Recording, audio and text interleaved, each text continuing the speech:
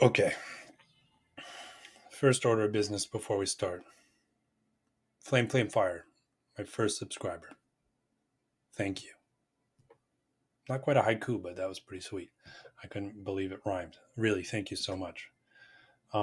Everyone else commenting on my Last Epoch review video, the algorithms clearly picked it up. Went from 100 views to 400 today. Thank you. I'm going to reply to everyone. I'm really grateful for your time. And knowing that that is the video that's gaining traction, I think I want to take it a step further.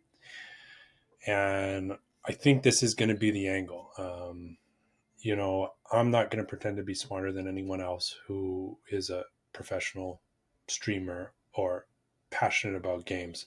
But my unique perspective is really I've seen the guts. I've seen under the hood. I've worked with the production teams. I work with, design, etc. And I actually left video games because I wanted to move beyond game loop cycles, building, doing research in the silo of satisfaction with a product and fine tuning the definition of essentially fun per product, which, fun is kind of, I'll have a whole video on the nature of fun at some point and what that means and why that's a bad word and also a great word if you understand how to use it. But this video is actually going to be evaluating Last Epoch in a lens I don't think anyone has, and that is disruptive innovation theory. So I moved into software as a service. I work for a social media company right now and influencer marketing and analytics. And part of the reason I moved was so I could get a bigger picture of what research could be and all these areas I could occupy, right? And so they were kind enough to let me pay for a course on them, do Harvard online, and I took this course in disruptive innovation, and it's business theory. Fancy smanchy word, but I'm going to break it down for you real quick. I literally have 3 bullets here, but I should read them so I don't miss them. So we're going to talk about 3 things and why Last Epoch is kind of hitting the sweet spot right now in my mind, and what it represents, hopefully, for the future of AAA gaming. So, if we talk about disruption theory, disruptive innovation, we're talking about how to enter a market as a competitive product, right? So there are three types of innovation. There are low end disruptions, new market disruptions, and sustaining innovations. So a low end disruption is literally the price point of this game, in my mind, among other things. But if you look at other AAA titles right now, they're gonna, and I'm in Canada, so this is Canadian. They're charging between $80 and $120 depending on the package, right? Oh, super advanced 1 week access, blah, blah, blah. You get the soundtrack and the art book, which you're never going to look at. Maybe you look at it for 5 seconds, $120, super limited X edition. And some pet that you're going to get bored of pretty quick, right? So $50 price point. I'm going to talk about what that represents beyond a low end disruption to the market. But really, you're coming in and you're saying, hey, you guys are overcharging. I'm going to pick up everyone who's looking for a good game at a low price point, and then I'm going to blow your socks off with the level of polish on it, which they've done. New market disruption. And this is where Last Epoch gets dangerous. I mean, once you start hitting on multiple areas in this disruptive sort of pattern, you have a killer product. And I would say this is a new market disruption. I am the new market. If I look at my own biases, I'm a D2 player who found Path of Exile unapproachable and had to move out of that. And I find this approachable but complex. I get to feel like the cool, edgy Path of Exile deep dive nerd in a way more approachable atmosphere. That's cool. I don't get the aesthetic of D2, but I get a unique aesthetic. I know I've shown this before, but like you look out at this view here and you're in a special place and you're not just grinding dungeons. You feel a little more involved in the fantasy of the world, right? And then you also have a sustaining innovation. And it's very rare that you find a product that has all three. It's extremely rare from a business perspective. And the sustaining innovations are honestly the best example I can give you is something like the Circle of Fortune, where you say, there's either an auction house or there isn't. We either allow trading or we don't, right? And we can't have everyone in China farming all the gear and selling it. It's going to happen anyways, right? You just deal with it with innovative mechanics exactly like this. You give people a sustaining innovation to opt out of the market and still find gear consistently that is relevant to them just for playing. Amazing. So, and another sustaining innovation, I'm not going to lie, this is like the sexiest thing I've ever seen from the most boring perspective. All I do is hit G and I don't have to watch 20 hours of YouTube. I can literally just go in and learn about the game. This is a game developed by players of similar genres. So it's dangerous stuff. It's dangerous stuff in the sense that I think it's going to be wildly successful. It's not dangerous in the sense that I think it's unhealthy. I think this is really healthy for the game because what I want to see in the future and what I want to talk about next is what this $50 price point represents to me. And to me, to have a product like this at a low price point, it's not just an acquisition play to acquire a large share of the market that's unsatisfied by incentivizing them with a lower price point. It's also a show of focused development effort. Nothing is wasted. They are not hedging their bets on failure by inflating the price point. And they're not doing things like, and I don't want to keep picking on Diablo, but I'm so close to that game that I think this is a relevant example. It could be StarCraft, it could be, anything else, but hedging your bets that the pull of the franchise is going to justify a higher price point before people really understand what the guts and the fundamentals of the game are. When you're a developer, you're a game designer. I remember having a chat with a friend who had just been promoted to a game designer. He said to me, the coolest part about my job is pulling all of the levers before it goes public, about the metrics we can tweak, the calculations we can tweak, gravity in the game, the speed, how you store data for inventory and stash tabs, all these sorts of things. Figuring out what your fundamentals are that you won't be able to touch once the game goes live, and hedging your bets that all that other stuff that you are going to pull the lever on and adjust are just going to be to satisfy the experience around their strong core. I feel like this game has really nailed that. And I feel like a lot of AAA games don't.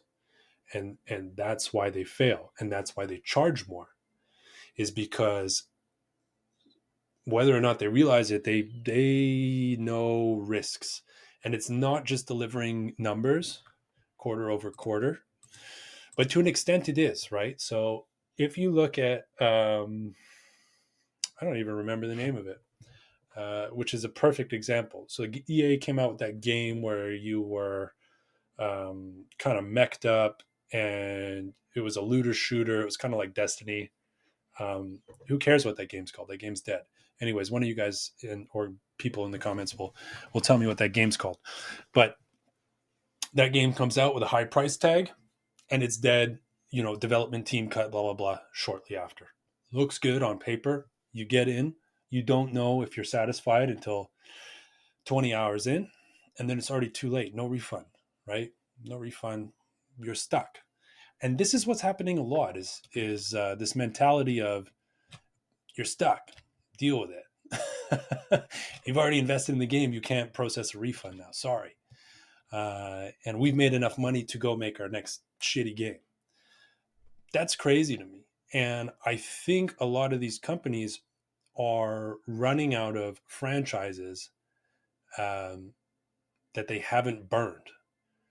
Once you ruin a reputation of a brand, uh, it, it's hard to recover. That initial impression is so important. It's hard to bring people back in. You want the product to be polished. Cyberpunk's a great example of that. I don't know what the new Cyberpunk looks like. I know it's a hell of a lot better than what it was on release, but I didn't come back. And, you know, I love Project Red, but I probably never will come back because that has come and gone in my mind. I got my hours out of it. I didn't dislike it. I actually quite enjoyed it. But at a certain point, I got gorilla arms and they were regular skinny boy arms. And I went, I'm out of here. And the animation's all messed up when I break people's necks. I'm going like this to break someone's neck. I'm out of here. That was the entire reason I leveled up my character. So this game, to me, represents a new model, a new offering at $50. And it's telling all these other studios, you better be on point. If you're going to put out a product for $120 or $80, and it is not a legacy product, it is not a product with 20 years of franchise history behind it, it better be good. And even if it is a legacy product, we're going to be a little more savvy. We're going to be holding it to a slightly higher standard. And what I hope is that something like this can be used as a example in a presentation to a board member who has no fucking idea what a game is past the point of Pac-Man, and say, hey, Mr. Suit and Tie, we may not be able to deliver this quarter. However, here is our roadmap. Here are the demands of the player base across several other games, including our own, for what would be a top seller. And here is our projected ROI the next quarter. If we follow this plan, are you in? And maybe it works and maybe it doesn't. And maybe I'm a romantic for gaming. But that idea to me is something that I hope gains traction. Because eventually I want to be in this space. I want to get back into this space. I want to be able to pitch. I want to be able to do consulting for some of these companies. And this type of game excites me because it is something you can take to a stakeholder who is somewhat removed and you can build a case around. I don't know how transparent they are going to be around their numbers, and I haven't actually explored the space in terms of reporting in a couple of years. So, it's kind of at the mercy of the tools that are at your disposal to prove ROI, which is a very hard thing across the board and across industries. Some are easier than others, but yeah, that's all I really wanted to tell you today and kind of dive into. This game's a triple threat. We've got a low-end disruption on the price point. We've got a new market disruption appealing to that sweet spot in between PoE and Diablo 2. And we've got sustaining innovations with things like the Circle of Fortune. And I mean, just like a plethora of gambler mechanics, right? Like they understand how dopamine works. If I can't go gamble here, I'll go gamble there. And by the way, I don't gamble in real life, really. I crack a magic pack every once in a while. That's as close to gambling as I get. So those are really basic levers, but a triple threat in terms of sustaining innovation is a rare thing, and I think this game is that. And that's something I didn't say in my last video, and I think I need to bring that perspective because of how you people are responding to the content so far. And I can give similar perspective. And I think we'll do a tougher version of this, which is like jobs to be done. And that's where I'm going to need your help. When you come into a game, and let me know in the comments, when you come into a game like this, we talk about jobs to be done. We're talking about what is the product solving for you? When you sign up and you log in, what do you want out of this game? Is it to relax? Is it to be number one on a leaderboard? Is it to craft the perfect piece of gear? Is it to make a build that no one has ever made? And what is doing that job for you right now? And when you think about that, if you could answer this question, I'm asking a lot of you, but if you could think about that, it's not just other video games. You could have, theoretically, a magic deck. I play a lot of magic, I play sorcery, right? If I can't do something that's never been done in this space, I might go play magic and try and make a deck someone's never done. So your competition is outside of the same sphere as you might think, right? If I'm on the classic example, I'm a commute, hour and a half commute to my job, I might hire a banana to keep me full. But if I go and hire a protein shake, what does that do? Does that make me feel more full for 30 minutes and then less full later? Or if I go hire a breakfast bagel, that probably beats both of them. I get my carbs and my proteins and probably full for 2 hours, right? So you don't know what your competition is. I'm not just competing with Booster Juice and their competitors. I'm competing with Booster Juice and McDonald's and, the grocery store that sells me the banana. So what scratches that itch in your brain? And just let me know your thoughts.